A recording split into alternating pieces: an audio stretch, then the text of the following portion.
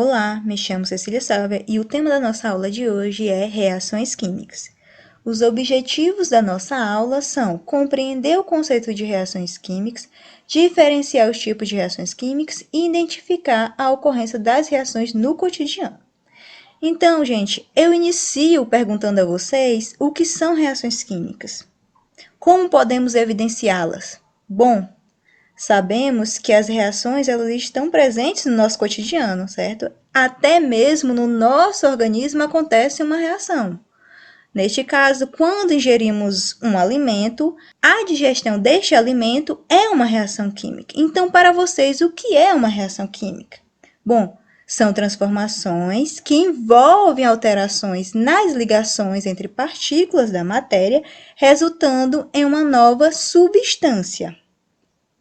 Ou seja, é a participação de uma ou mais substância, no caso dos reagentes, que se transformam formando uma ou mais novas substâncias, no caso dos produtos, ok? Com isso, para padronizar as reações, foram adotadas pelos cientistas as equações químicas. No caso, essas equações elas facilitam evidenciar estas reações. Ok? Então, em uma equação química, tem do lado esquerdo os reagentes e do lado direito os produtos. Com isso, vamos evidenciar estas reações no nosso cotidiano com o seguinte exemplo. A queima do hidrogênio com o oxigênio, que ambos são reagentes, vão formar um produto que, no caso, é a água. Então, uma substância simples mais uma substância simples vai formar uma substância composta, certo? No caso da água. Além disso, uma equação, ela pode evidenciar a formação de precipitado, liberação de gás, entre outros, como por exemplo, quando tem a formação de um precipitado, vai apresentar uma seta para baixo, e quando tem a liberação de gás, vai ter uma seta para cima, demonstrando que está sendo liberado gás, ok? Então, a partir disso, vamos agora analisar os tipos de reações, onde temos as reações de síntese ou adição, reações de análise ou decomposição, reações de simples troca ou deslocamento, reações de dupla troca e reações de óxido-redução. As reações de síntese ou adição. Elas acontecem, quando uma substância composta é formada pela junção de duas ou mais substâncias, ok? Neste caso, podemos entender melhor pelo exemplo.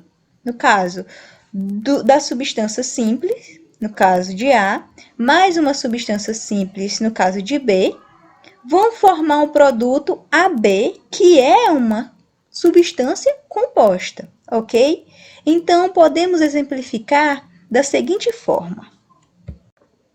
Podemos observar aqui na imagem a queima de uma fita de magnésio, onde ela vai reagir com o oxigênio do ar, formando um óxido de magnésio.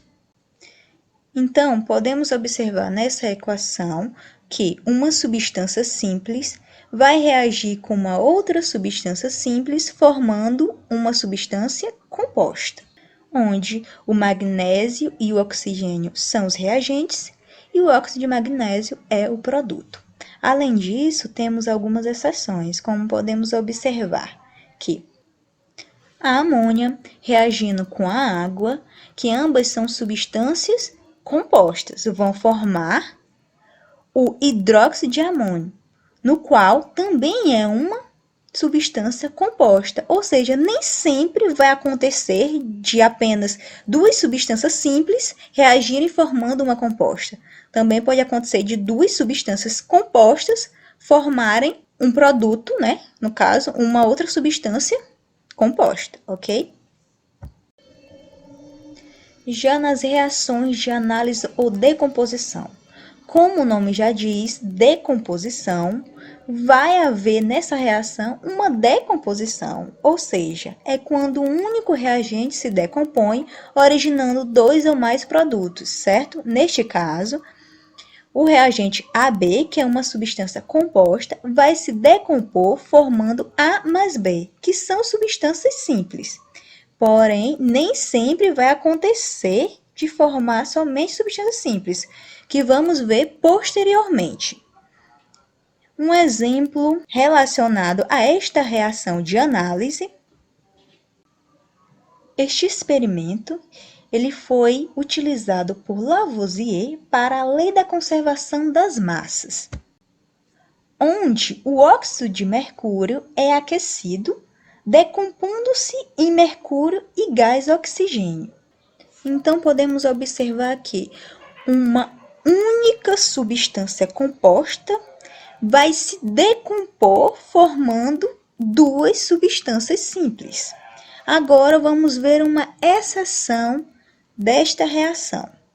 Bom, neste caso, o dicromato de amônio, ele como é uma substância composta, ele vai se decompor em uma substância simples e duas substâncias compostas.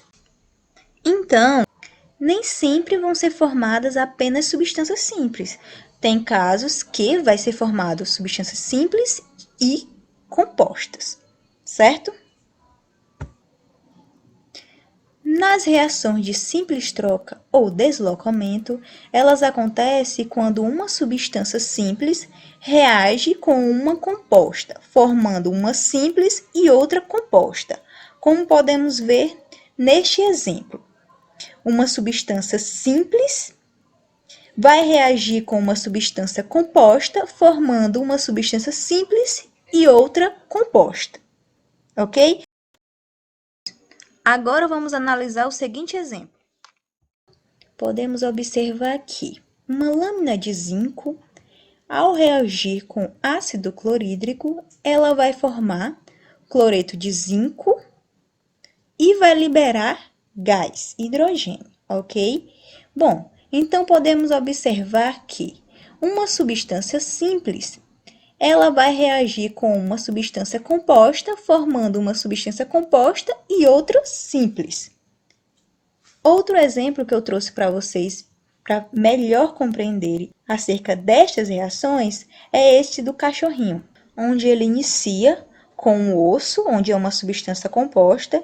Ele, ao ver a carne, ele vai trocar o osso pela carne, certo?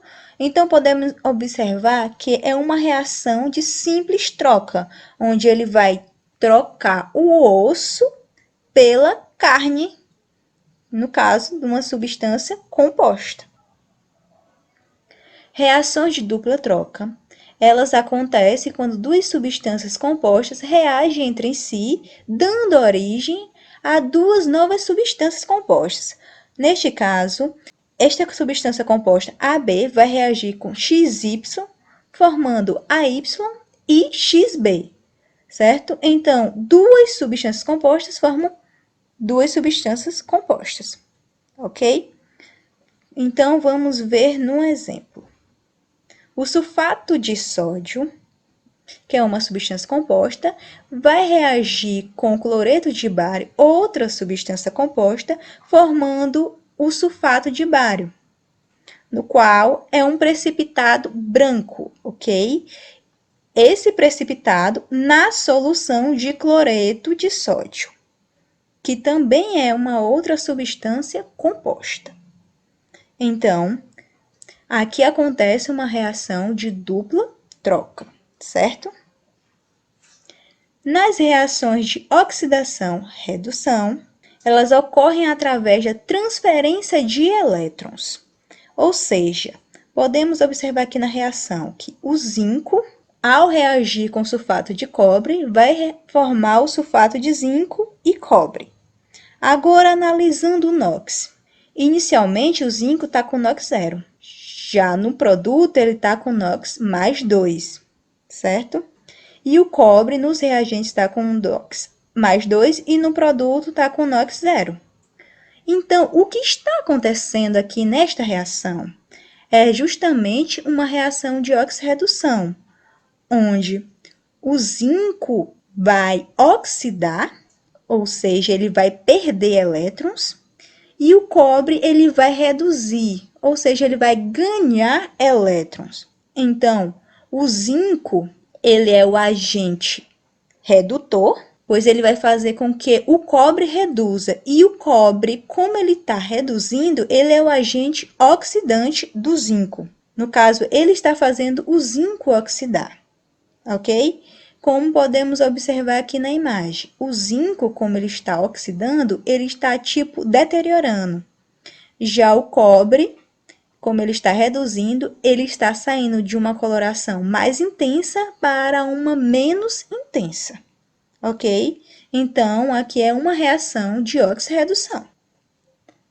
Agora, vamos identificar a ocorrência dessas reações, ok? Primeiramente, para identificar se está acontecendo uma reação ou não, a gente pode observar as seguintes características. Por exemplo, a formação de gases, no caso aqui da imagem, que vocês podem observar que nesta garrafa provavelmente está acontecendo uma reação entre o bicarbonato e o vinagre, onde está sendo liberado CO2, fazendo com que a bexiga, encha. Então, neste caso, está acontecendo uma reação, pois está sendo liberado gás. É possível evidenciar, certo? Outra característica é a mudança de coloração. Neste caso, dois reagentes, um amarelo com incolor, ao serem adicionados um no outro, vai formar uma coloração mais intensa, esse marrom mais intenso. Então, aqui é possível identificar que está acontecendo uma reação devido à mudança da coloração.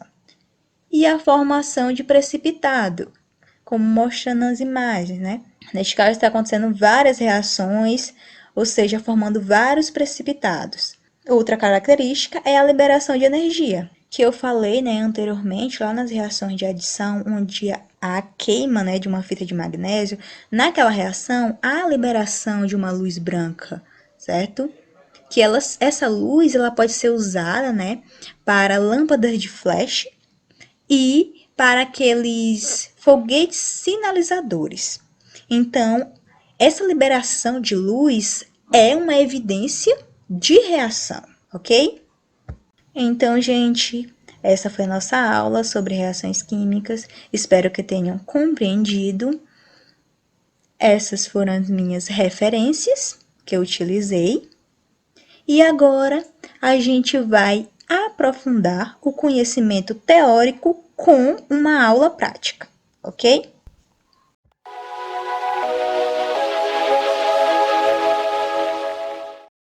Olá, alunos, tudo bem? Hoje vamos iniciar a nossa aula experimental. Primeiramente, vamos ver quais os materiais que vamos utilizar para o nosso experimento, certo? Os materiais que vamos utilizar serão 3 copos de vidro, tinta de iodo, água sanitária e água, ok? Então vamos lá para o nosso experimento. Primeiramente, vamos adicionar no primeiro copo água sanitária.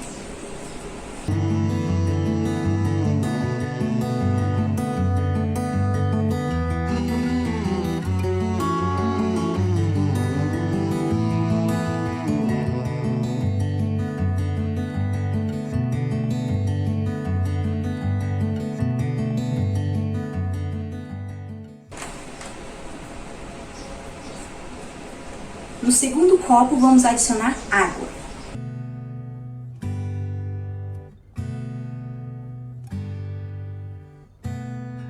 E no terceiro, a tinta de iodo.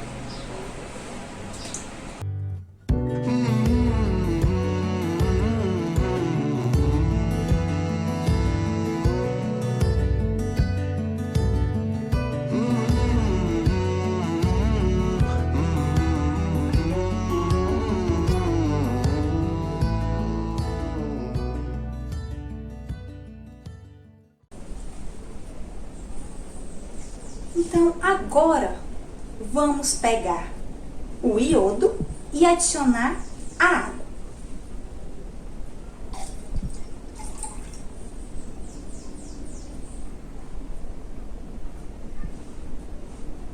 Em seguida, vamos adicionar a água sanitária à solução de iodo. E observe o que vai acontecer.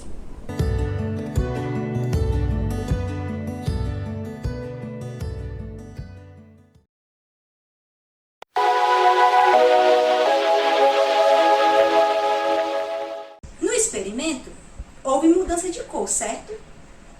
Se houve mudança de cor, então houve reação. Pois, como podemos observar, na nossa aula teórica, um dos indícios de reação é quando há mudança de cor. E neste caso, que reação foi essa que aconteceu no nosso experimento? Bom, foi uma reação de oxirredução, ou seja, a água sanitária, também conhecida como hipoclorito de sódio, ela é um agente oxidante, ou seja, vai fazer com que o iodo entre em oxidação. Neste caso, ele vai perder elétrons. E o iodo, ele é o agente redutor, onde ele vai fazer com que a água sanitária reduza, ganhe elétrons, certo? Se vocês observarem, nessa reação de oxirredução, há uma transferência eletrônica de elétrons, certo? Além disso, durante a reação também é liberado o OH-, que ele vai juntar com o Na do hipoclorito de sódio, da água sanitária, certo? E vai formar uma base incolor, conhecida como hidróxido de sódio. Por isso, a coloração. Então, gente, essa é a nossa aula de hoje. Espero que tenham compreendido o conteúdo e que tenham relacionado a prática com a aula teórica, certo? Até a próxima. Obrigada!